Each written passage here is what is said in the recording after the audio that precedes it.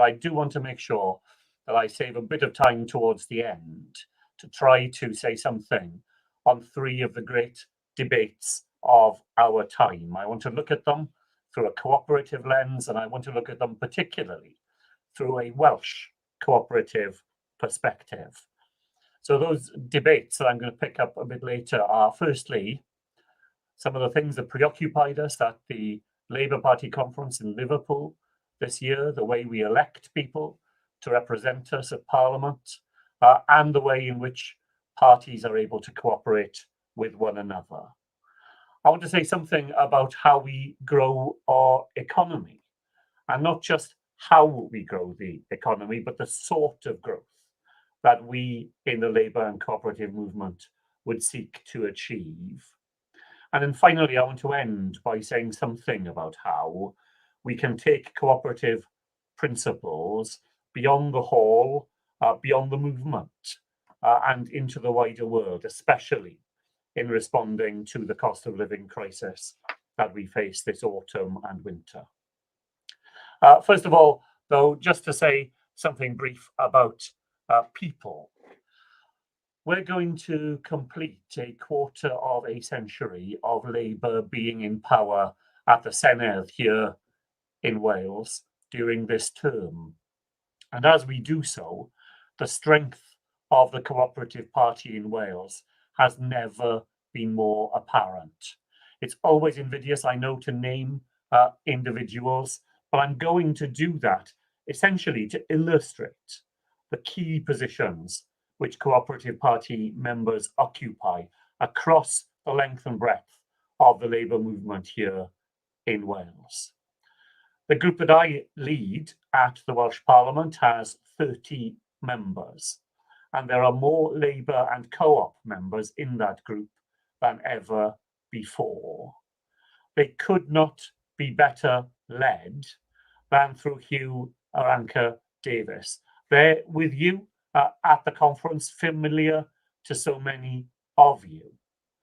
Now, when a party has been in power, as we have been throughout the whole of the devolution period, a challenge of renewal has to be taken head on.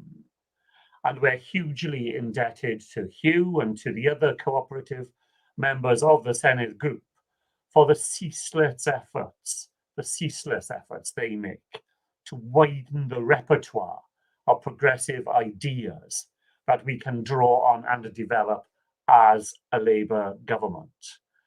It's been dangerous recently to go near Hugh without being prepared to discuss the latest report from the Centre for Local Economic Strategies, a report with a wealth of cooperative ideas that show what more we can do in Wales. And that really has been the role of that cooperative group of members, to make sure that new ideas are always being contributed and always being put to the Labour members who are lucky enough to be in government. And those ideas that I mentioned from the Centre for Local Economic Strategies report will, I'm sure, be being pitched by Hugh to the Minister for the Economy in the Welsh Government, a minister who is also a Labour and cooperative member. Whenever those ideas are discussed between members of our group and members of our government in Wales, it's a conversation amongst converts. So those economic ideas will be discussed with Vaughan Gethin, the Minister for the Economy that I mentioned, housing cooperative ideas being developed by Julie James, our climate change minister, our new curriculum in schools in Wales, something we're enormously proud of, a curriculum fit for the 21st century. Well, that new curriculum is both seeped in cooperative thinking and being taken forward by our education minister and Labour and Co-op member of the Senedd, Jeremy Miles. Cooperation and cooperators at the heart of the Welsh Government. And as Labour leader, I am answerable to our Welsh executive committee. And when I attend those meetings, it's a huge comfort to know that the affiliated societies are represented around that table by the formidable cooperative member and Member of Parliament for Neath, Christina Rees herself, the latest in a line that had before her the legendary Welsh cooperative figure of Karen Wilkie. And then in the Welsh Cooperative Party itself, secure in the hands of its new political officer and long-term colleague of mine, Hugh Lewis, chaired by our former member of the European Parliament, Jackie Jones, and guided by the cumulative wisdom of so many long-standing members, including the first ever First Minister during the period of devolution here in Wales, and the current Police and Crime Commissioner for South Wales, Alan Michael. As I said at the beginning, there's never been a period when key individuals occupy positions right at the heart of the Labour movement here in Wales. I said I'd say something about the cooperative influenced policies we pursue as a Welsh Labour government. And I would definitely run out of time if I didn't ration this part of my contribution. So here is a very, very brief selection. In housing, our ambition is to double the number of groups taking forward cooperative and community-led housing in Wales during this Senedd term, and not just to double the number of groups, but to make sure that the sort of housing we are building in Wales is of the highest quality, low carbon homes for the future, delivering on the cooperative agenda, but delivering on Wales's contribution to combating climate change as well. In social care, we've placed a duty on Welsh local authorities to promote cooperative solutions to one of the big policy challenges of our time. In childcare, we're committed to eliminating private profit making from the care of looked after children here in Wales, and pursuing cooperative solutions in the future pattern of provision will be key to enabling us to deliver on that commitment. And in renewable energy around which the future of the Welsh economy is so bound up, we will make local and community ownership a central and growing part of the future of renewable energy development here in Wales. 56% of all electricity generated in Wales this year will come from renewable sources. It was 52% last year. It'll be 70% by 2030. And to make that happen, we know that the cooperative part of that burgeoning community energy sector has to be pivotal to the way we go about it. Our solar cooperative, EGNI, the Welsh word for energy, EGNI, installing solar panels in schools and in care homes. Our first ever community-owned wind farm with its 650 member households, saving up to 25% on their electricity bills each year for the next 25 years, and helping to save our fragile planet at the same time. Now, I said in the beginning that as well as giving you a brief account of the state of cooperative influence in Wales today, I wanted to say something quickly about the future challenges we face as well. We've been in power in Wales ever since the first Senedd election back in 1999. And throughout the whole of that period, we have operated and won under system of proportional representation. And we're committed in this Senedd term to going further, to reforming our voting system to make sure that, as in every cooperative, every vote cast in Wales for the Senedd is of equal value, and that every vote cast will count. It's my belief that our system at a UK level is broken. 30 of the last 40 years, a minority of voters have delivered Tory governments.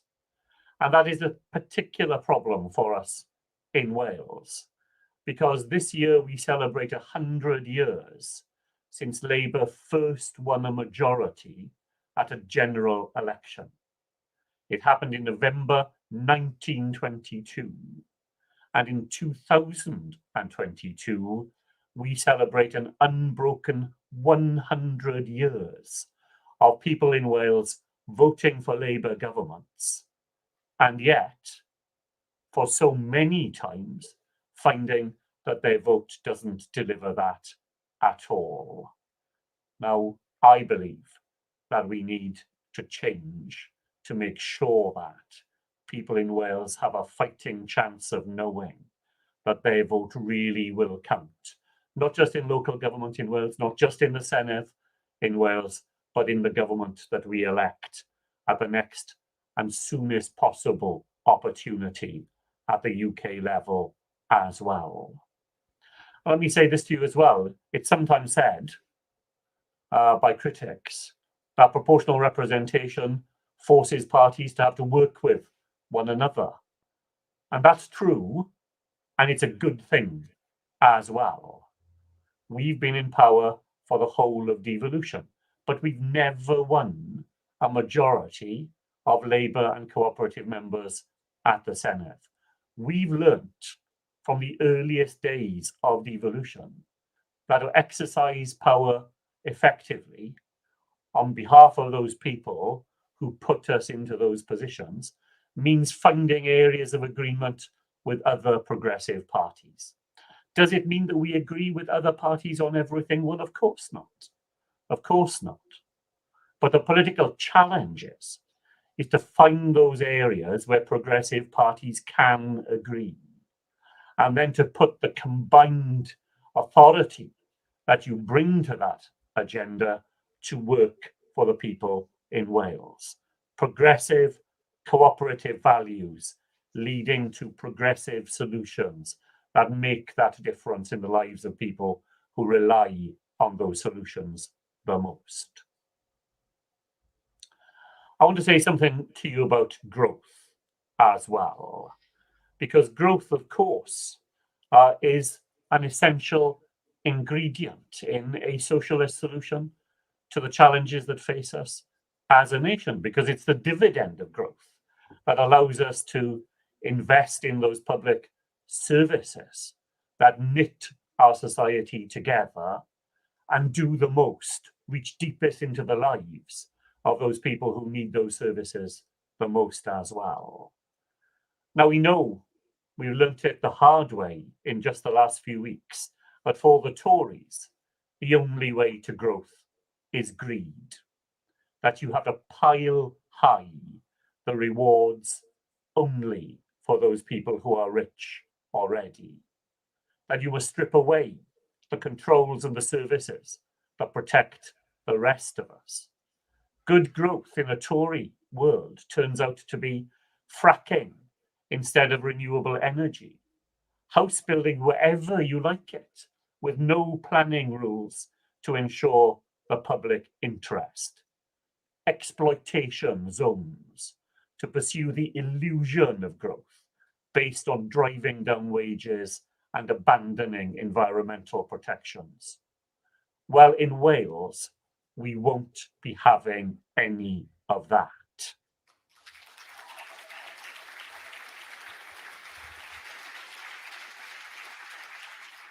And conference, that is not, absolutely not, because we do not pursue growth. The ONS published its latest figures only last month. It showed that in the last 12 months, for which there are official figures, the Welsh economy grew faster than any other nation of the United Kingdom and under a Labour government. Because we know what makes for inclusive growth. Investment in sustainable infrastructure, a healthy educated and highly skilled workforce, a financial system geared to the long term, and support to incubate new green and technological developments. A shrunken, threadbare state can never activate those common goods, the common goods which provide the platform from which businesses and individuals can thrive. So finally, and just in the last couple of minutes, to the looming crisis of the crisis in the cost of living. How will we manage to protect the vulnerable from the storm the UK government has manufactured for them? Their benefits cut, their housing costs spiralling, their food bills rising day by day, their savings eroded by rampant inflation, and now their services going to be cut by the Tories as well. Well, the answer, I believe, will have to draw deep on the cooperative instincts of people, an extension of the cooperative principles beyond the movement itself and into every community. It beggars belief that we are having to think about a return to the sort of ideas we thought we had seen the back of in the 1930s. But at a time when so many people face the reality of a winter where they simply will not be able to switch on the light or turn on the heating, the reaction of organisations and communities across Wales has been immediate and instinctive. Local councils, town and community councils, trade unions, voluntary groups, faith communities, everywhere we see people coming forward to cooperate together to pursue that common good. Food projects, heat banks, clothing projects, new ideas that mean that people will look out for one another to make sure as best we can that others who are even less fortunate are able to survive through the challenges that lie ahead. And in really tough times, the silver lining in all of that is that the ideas that are being debated in this conference and in this hall, the ideas that are being generated inside Labour and cooperative members of the Senedd and in the Welsh Labour government, they hear that echo in the way in which people, not just in Wales, but across the country, want a government to respond. Cooperation is just at the heart of the way in which our fellow citizens know that their futures are best secured. And in the toughest of times, those instincts come to the fore, and it's our responsibility to make sure not simply that we put those instincts to work, but that we get people to understand the way in which those ideas, those principles, and those values best shape all our common futures. Diolch yn fawr. Thank you very much indeed.